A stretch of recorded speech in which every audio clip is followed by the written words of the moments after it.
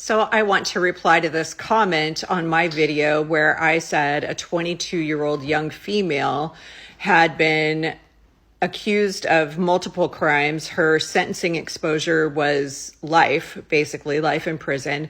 And we were able to get a 4-year plea agreement for her through the use of mitigation.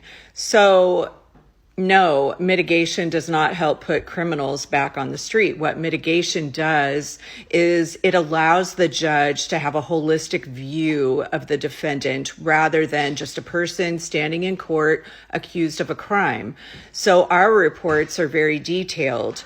In fact, this young lady was charged with a co-defendant who happened to be her pimp.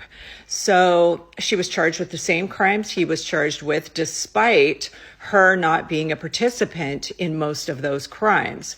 So you have to look at how the law is written, and some similar sex trafficking laws that have just been passed in California that seek to basically incarcerate the women that are sex trafficked.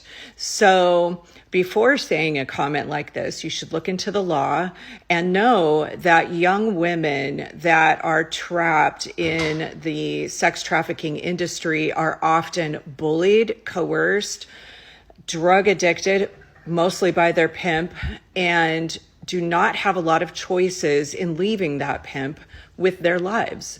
So we were able to show that this young lady had a severe history of sexual abuse, neglect, severe neglect by her guardians who raised her. She came across this guy, her co-defendant, who treated her nice for about a month.